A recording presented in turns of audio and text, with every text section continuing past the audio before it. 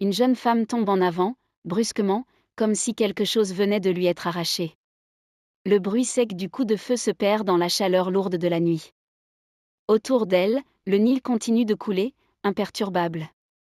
Et sur le pont du bateau, pendant une seconde suspendue, personne ne comprend encore que tout vient de basculer. Ce voyage, qui promettait luxe et tranquillité, va se transformer en piège. Un huis clos flottant, où chacun cache quelque chose. Et où la vérité, elle, ne remonte jamais à la surface sans résistance. Bienvenue sur Plume Courte. Tout commence en Égypte, sous un soleil écrasant, dans une atmosphère presque irréelle. Linné Ridgeway est une jeune femme riche, brillante, enviée. Elle possède tout ce que beaucoup rêvent d'avoir, la beauté, l'intelligence, et surtout une fortune colossale. Lorsqu'elle épouse Simon Doyle, un homme charmant mais sans grande fortune, l'union attire immédiatement l'attention. Mais ce mariage n'est pas sans histoire. Car Simon était auparavant fiancé à Jacqueline de Belfort. Jackie. Une jeune femme passionnée, entière, presque brûlante. C'est elle qui a présenté Simon à Linné.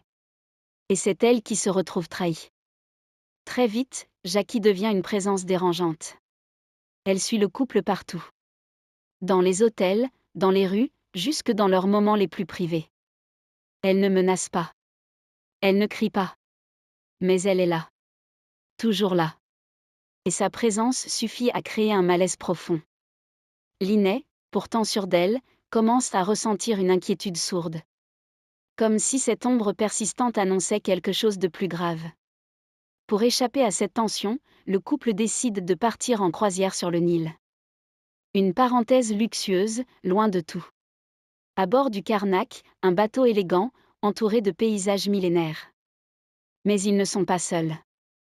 Parmi les passagers, on trouve une galerie de personnages aussi variés qu'intrigants.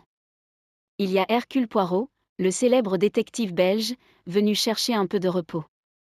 Il y a aussi Mrs. Allerton et son fils Tim, une romancière à l'œil attentif et son fils réservé. Rosalie Otterbourne, une jeune femme nerveuse, et sa mère, une écrivaine excentrique et alcoolisée. Le docteur Besney, un médecin pragmatique. Monsieur Ferguson, un homme au regard sombre, plein de ressentiment. Et puis, contre toute attente, Jacqueline elle-même finit par monter à bord. L'atmosphère se tend immédiatement. Les regards se croisent. Les silences s'installent.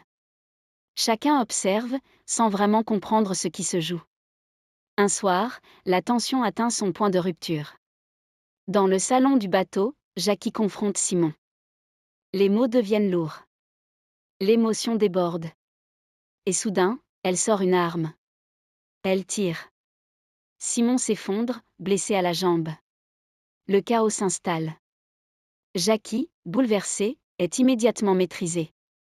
Elle est surveillée, privée de toute possibilité d'agir à nouveau. Simon est soigné. Tout semble sous contrôle. Et pourtant, quelques heures plus tard, Linné est retrouvée morte dans sa cabine. Une balle en pleine tête. Le choc est total. Comment est-ce possible? Jackie était surveillée. Simon est blessé. Et pourtant, le crime a eu lieu. Froid, précis, irréversible. Très vite, Hercule Poirot comprend que cette affaire est bien plus complexe qu'elle n'en a l'air. Le bateau devient un théâtre clos. Personne ne peut partir. Tout le monde est suspect.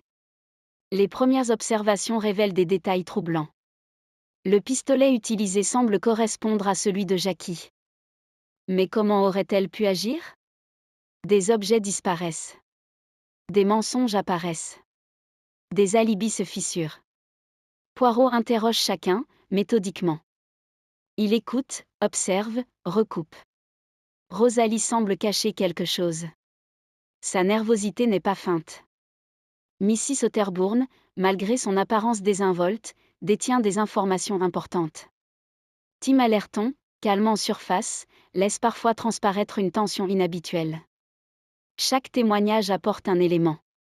Mais aussi une contradiction. Puis un second drame survient. Louise Bourget, la femme de chambre de Linné, est retrouvée morte.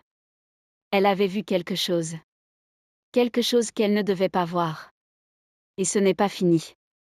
Mrs. Otterbourne, qui semblait sur le point de révéler la vérité, est elle aussi assassinée. Le cercle se resserre. 3 morts.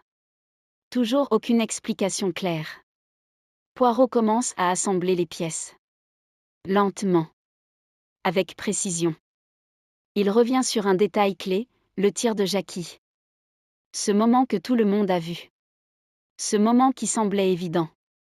Et si, ce n'était pas aussi simple ? Il reconstruit la scène. Jackie tire. Simon tombe. Mais la blessure n'est pas aussi grave qu'elle en a l'air. Et dans la confusion, quelque chose se passe. Quelque chose de presque invisible. Poirot comprend alors. Le tir n'était pas un accident. C'était une mise en scène. Simon et Jackie n'étaient pas ennemis. Ils étaient complices. Tout était planifié. Jackie devait tirer sur Simon pour créer un alibi parfait. Une blessure superficielle, mais suffisamment convaincante. Ensuite, dans le chaos, Simon pouvait se libérer, aller tuer Linnet, puis revenir se faire soigner comme si de rien n'était. Un plan audacieux. Presque parfait. Mais pas totalement. Certains détails n'ont pas échappé à Poirot. Des incohérences. Des timings impossibles. Des comportements trop maîtrisés. Et surtout, la cupidité. Car tout cela n'avait qu'un seul but, l'argent. En épousant Linnet, Simon accédait à sa fortune. Mais tant qu'elle vivait, il n'en profitait pas pleinement. En la tuant, il devenait l'héritier. Jackie, elle, jouait le rôle de la victime abandonnée. Mais en réalité, elle partageait le plan. Elle partageait le gain. Un duo parfaitement orchestré. Jusqu'à ce que tout s'effondre. Poirot confronte les deux coupables. Il expose le plan. Chaque étape. Chaque mensonge. Le silence devient lourd. Simon tente de nier. Jackie ne parle pas. Mais les preuves sont là. Et puis, dans un dernier geste, Jackie agit. Elle tire à nouveau. Cette fois, sur Simon. Puis sur elle-même. Impact final. Une fin brutale. Le silence retombe sur le bateau.